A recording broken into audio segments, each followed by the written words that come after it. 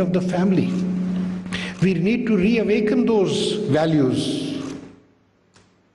We have become concerned about individualism, about ourselves only. Only a generation ago, all of us, or most of us, would remember that our elders were either supporting or were supported by relatives to get educated. I can say that for my elders. And that was the way forward. What has happened today? But all that I'm trying to emphasize is that when we bring in people into the matrix that will be interacting with society and giving them education, giving them skill-based education, empowering them, it will be then that we will see the fruits in other forms, which is managed families, spacing, choices being exercised, women being respected. That is the process that will take place. It is not for the law to enforce that. And this is not a legal forum also. Yes, if there are solutions before us which are in black and white, we can evaluate their relevance or their propriety or their sufficiency for addressing an issue of rights or for enforcement of rights. But we cannot devise these solutions. It will be people like yourselves who will have to come forward. The time today requires the people of Pakistan to come forward and solve and to offer solutions to the state. If you remember, you will not remember because I don't expect any one of you to have been around in 1947, but we have all read that in 1947, when this country was formed, it had no finances. The partition of India had resulted in no finances being given to us. And do you know who funded the country? It was all private funds. And within 4 years, I read that Pakistan was giving a loan to Germany. In 1971, I read somewhere that Pakistan gave a loan to China. Why? How was it accomplished? It was accomplished because the people of Pakistan felt responsible. Do you know that there was a time when simplicity and thrift were respected? Today, we take pride in extravagance. Our elite leads us in that direction. I think the first step towards contributing to a cause is to become simple yourself. Your personal simplicity generates the surplus to contribute to that cause. We need community service, community involvement. And that's how, through a public-private partnership, I think, in my humble estimation, the issues can be tackled.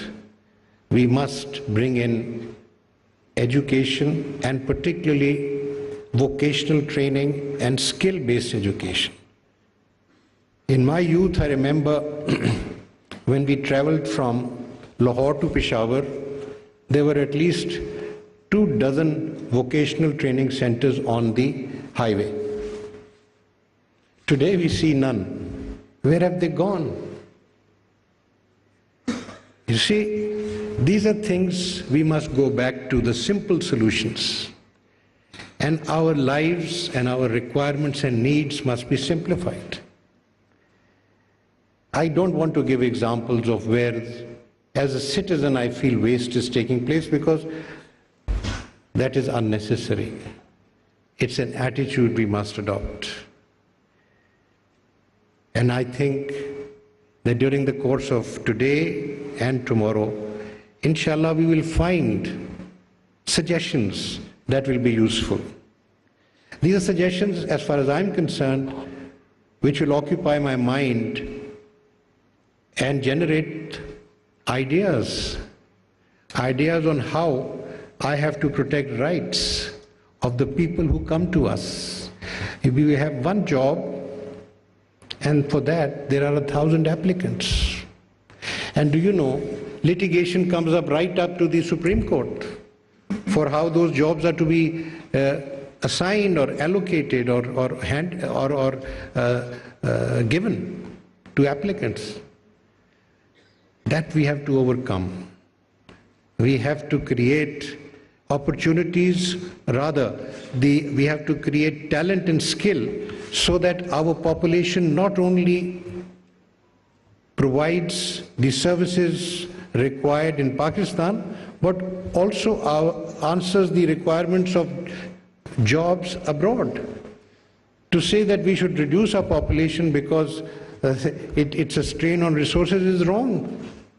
In the 70s, I remember, there was a new initiative. I was a young boy then, but I would read about it, a new initiative for labor to be exported to the Middle East.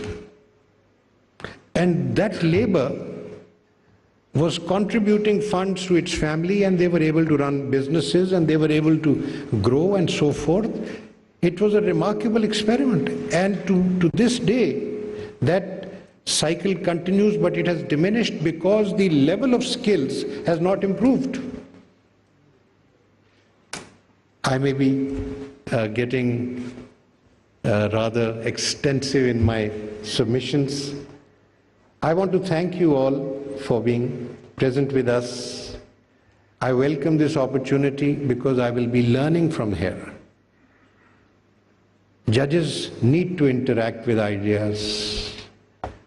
We need to understand what are the needs of people and what are the needs of society, and what they are thinking, what the people are thinking, what our intellectuals are thinking. I look forward to a wonderful discourse. And at the end, I thank the Law and Justice Commission,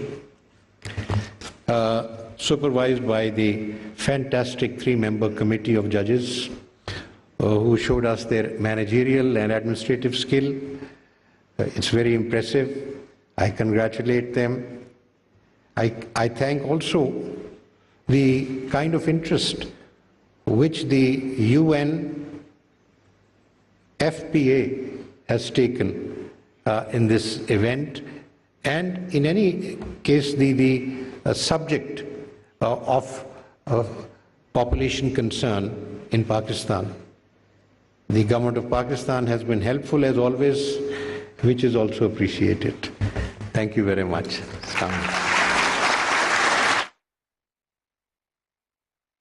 chief justice Umar Ata Bandial कौमी conference से खिताब कर रहे थे। उनकी जानिब से कहा गया कि आइन में बुनियादी हुकूक का मकसद अवाम को खुश रखना है। पाकिस्तान के लोगों